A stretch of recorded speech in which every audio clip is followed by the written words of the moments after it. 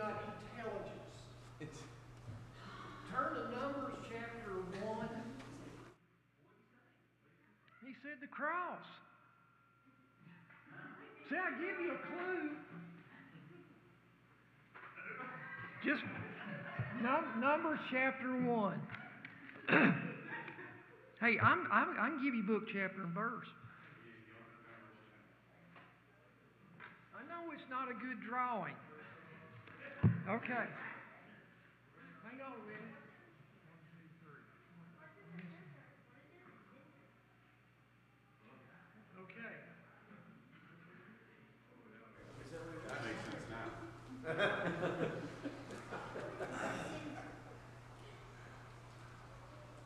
A rough crowd.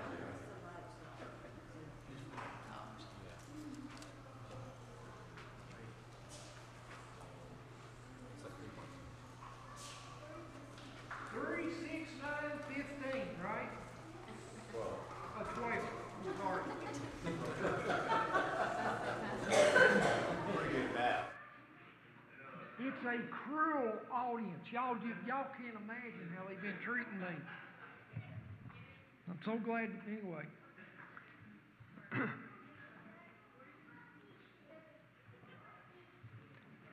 Just for a few minutes, I want to talk about Moses. You know, Moses had a lot on him, especially when he got the children of Israel out of Egypt. It's amazing to me what God put on that man. The first 40 years, Moses grew up in luxury. He had the best of the best in the house of Pharaoh. He really thought he was something. Till he messed up and he was running for his life. In the next 40 years, he realized that he was nothing. Until one day, keeping his father-in-law's sheep, he stumbled upon this bush that was on fire, but it wasn't being burnt. And it talked to him. Everything changed. For the next 40 years, you got 40. He's 80 years old when he sees the bush. For the next 40 years, he finds out what a loving God can do with somebody that thinks they're something when they realize they're nothing, but is willing to let God mold them and shape them. And that's how you measure the life of Moses. But this here, I'm going to step away from this. If you did a bird's eye view, and we're in the plains, the desert plain it's so big and it's just flat. If you did a bird's eye view and you flew over this, you're going to see the image of the cross. But what is it? Okay?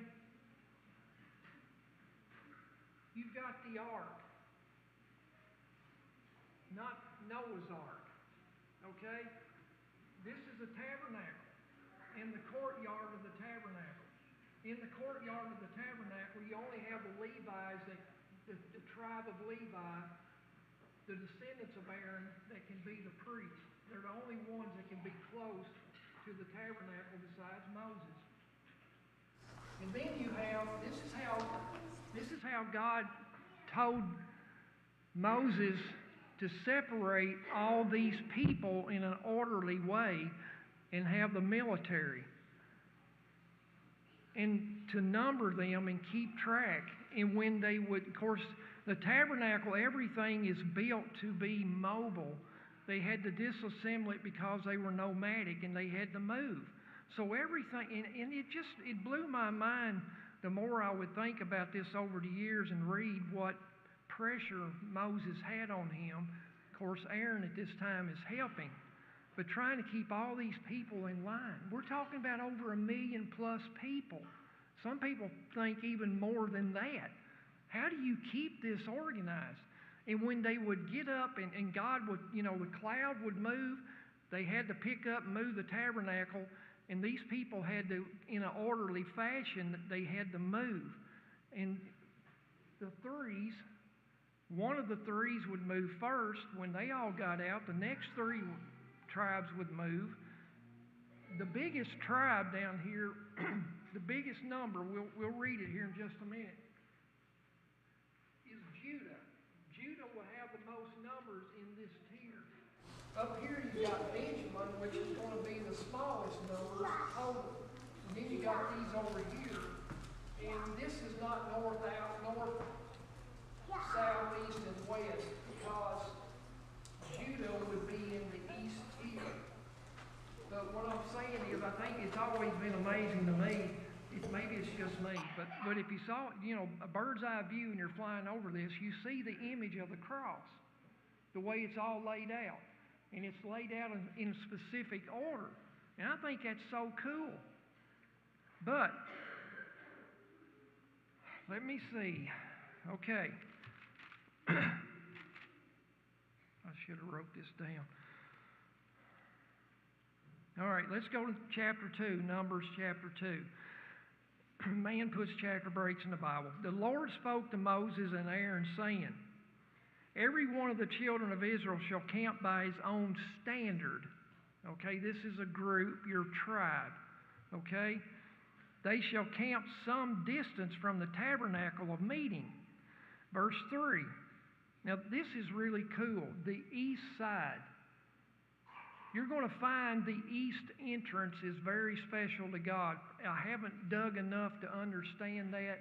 But when God kicked Adam and Eve, forced Adam and Eve out of the garden, which side of the garden was it? It was the east side. And he put cherub, is singular, cherubim, plural, to guard the gates of the Garden of Eden on the east side. Mark, mouth's open, Mark. Mark was yawning. I'm done putting him to sleep. In the temple, when Solomon built the temple, the east gate, it's just something special about that. So anyway, Judah is on the east side.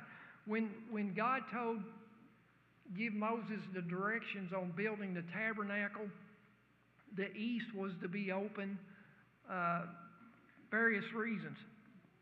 But back to chapter 2, verse 1, each tribe was going to be designated to keep their family all together.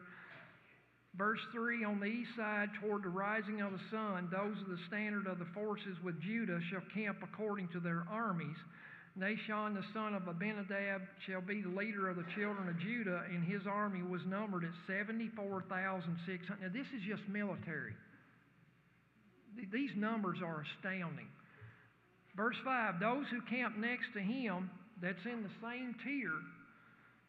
Let's say this is Judah, or this is the same tier. Those, verse 5, who camp next to him shall be the tribe of Issachar. Nathaniel, the son of Zurar, shall be the leader of the children of Issachar, and his army was numbered at 54,400. Then comes the tribe, verse 7, of Zebulun, and Eliab, the son of Helon, shall be the leader of the children of Zebulun, and his army was numbered at 57,400. Verse 9, all who were numbered according to their armies of the forces with Judah, that one tier of three, was 186,400. And the numbers go on. You've got three more sets of numbers. It numbers over 600,000 just military men. Just the military. So that's going to give you an idea where they get 1 million plus people that are wandering in the wilderness, and Moses is trying to keep everybody in control. It's amazing what that man had to endure. I did write down a few verses I want to take you through. Let's go to Numbers chapter 20. Well, let's go to Numbers 4. There's something in there. Yeah, let's see. Yeah. Okay, I'll throw this in for good measure. Jesus was 30 years old, give or take. Numbers chapter 4. When he started his ministry. Have you ever thought why he was 30? David, when he was officially king, was 30. when you was, if you wore the title of rabbi in Jewish tradition, you had to be the age of 30. I wonder where they got that. Well, clue, Numbers 4. And I'm going to go through these verses real fast. Chapter number 4 of Numbers, look at verse 3. From 30 years old and above, even to 50. Go down to verse 22 in that chapter. Also take a census of the sons of Gershon by their father's house, by their families, from 30 years old and above. Go down to verse 30. Verse 29, the sons of Merari you shall number by their families, their father's house, from 30 years old and above. Verse 34, 35, from 30 years old and above. Verse 38 and 39, from 30 years old and above. Verse 42, 43, from 30 years old and above. All who are numbered of the Levites, in verse 46, Aaron and the leaders of Israel numbered by their families, by their father's houses, 30 years old and above. Verse 48, those who were numbered were 8,580 between the ages of 30 and up. So that's interesting.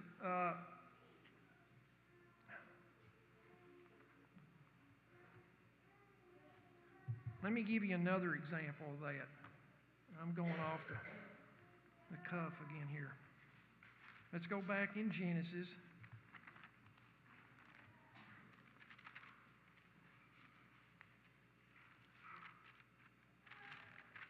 Genesis 22.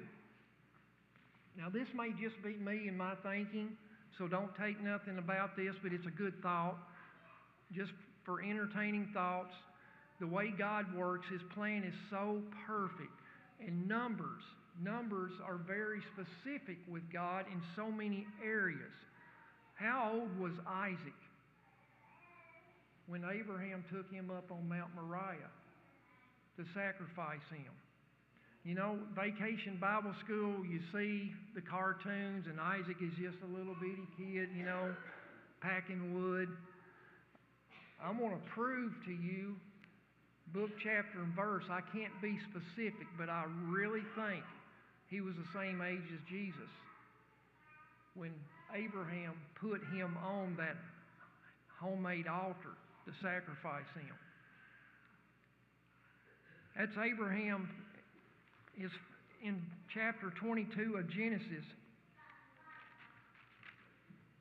Let's start with verse 6. So Abraham took the wood of the burnt offering and laid it on Isaac his son, and he took the fire in his hand and a knife, and the two of them went together. But Isaac said to his father Abraham, "My father," he said, "Here I am, son." Then he said, "Look, the fire, the wood, but where is the lamb for the burnt offering?" Abraham said, "My son," this is faith, My son, God will provide for himself the lamb for a burnt offering. So the two of them went together. Verse 9, they came to the place of which God had told him, and Abraham built an altar there and placed the wood in order, and he bound Isaac his son and laid him on the altar upon the wood. Abraham stretched out his hand and took the knife to slay his son, and the angel of the Lord. Now you've got the Lord in caps, meaning Yahweh the Father. This is the angel of the Lord. This is pre-incarnate Jesus himself speaking to Abraham. This is so cool. Verse 11, the angel of the Lord called to Abraham and said, "Abraham, Abraham." And he said, "Here am I." Verse 12, and he said, "Do not lay your hand on the lad or do anything to him, for now I know that you fear God, since you have not withheld your son, your only son," like John 3:16, "from me." Verse 13, then Abraham lifted his eyes and looked, and there behind him was a ram caught in a thicket by its horns. So Abraham went and took the ram and offered it up for a burnt offering instead of his son Isaac. And Abraham called the name of the place, "The Lord will provide," as it is said to this day, "In the mount of the Lord it shall be provided." Verse 15, then the angel of the Lord called to Abraham a second time out of heaven and said, "By myself I have sworn, says the Lord, because you have done this thing and have not withheld your son, and it's repeated again, your only son, blessings I will bless you, and multiply I will multiply your descendants as the stars of heaven and as the sand which is on the seashore, and your descendants shall possess the gate of their enemies. In your seed all the nations of the earth shall be blessed, because you have obeyed my voice. So Abraham returned to his young men. They rose and went together to Beersheba, and Abraham dwelt at Beersheba. Now, how I'm going to prove this real close is the next chapter. Man puts chapter breaks in the Bible. But I believe it's my opinion. This is a conclusion I've come up with over the years in my study. You've got to study and come up with your own conclusion. But I feel that the exact place where Abraham saw that ram caught in the thicket is where Jesus was crucified. I really believe that. I know it's on the same mountain range. It's been confirmed. Mount Moriah. I believe it's Calvary where Jesus was crucified. I believe that with all my heart. Now, that number of 30, Jesus started his ministry at 30. He died roughly 33 and a half years old. Go to chapter 23 and look at the wording here. This is a clue, and I feel like, as Paul said in Romans 15:4, whatsoever things were written before was written for our learning. I feel like these clues are foundational. But listen to what it says. Chapter 23, verse 1, Sarah lived 127 years. These were the years of the life of Sarah. So Sarah died at Kirjath-Arma, that is Hebron, in the land of Canaan, and Abraham came to mourn for Sarah and to weep for her. This was not long after Abraham took Isaac to sacrifice him. Guess how old Isaac is at this point right here? He's 37. So I really feel that the way God is so perfect in His planning, I really feel that it just lines up. That's my opinion. But I think it's such a cool thought. You can study it more on your own. Okay.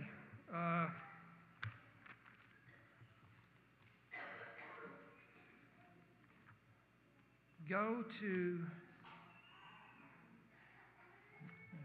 the last chapter of Deuteronomy,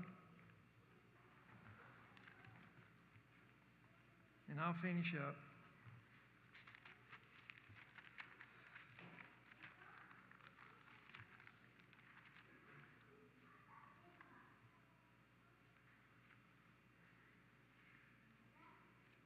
I'm looking at something here if I thought of. The last chapter of Deuteronomy. I'm going to read you a verse in Numbers that just comes out of nowhere. Numbers 31, verse 1. The Lord spoke to Moses, saying, Take vengeance on the Mennonites for the children of Israel. Afterward, you shall be gathered to your people. Just out of nowhere. All right, he was forbidden to go into the promised land after all he endured. That's between him and God. I don't question God. Okay, it's book, chapter, and verse. God specifically told him. How detailed are the commandments of God? How specific? God told Moses, they're fussing, they're out in the middle of the desert, and they're out of water.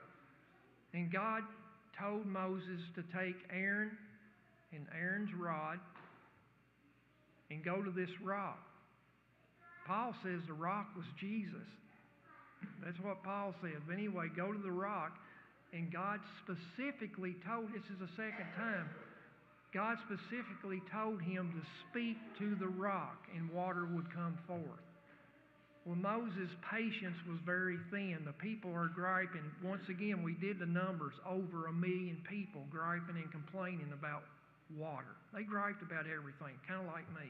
Just griped about everything. And Moses got mad and he hit the rock twice. And God said, you didn't do what I said. You're the leader. You're my leader. You're the leader of my people. They look up to you. You disobeyed me. You cannot go into the promised land. Okay? So that all took place, Numbers 31, when God tells him, do this one last mission and get ready, you're going to die. So we go over to, and I'm rushing through this. I had more to tell you about this because it's so cool. But you get to Deuteronomy 34, and this is the most mysterious funeral service in all the history of the Bible. I would give anything to have been at this funeral service. We was at one yesterday. I want you to read this with me verse by verse. It is so cool. But I want you to use your imagination.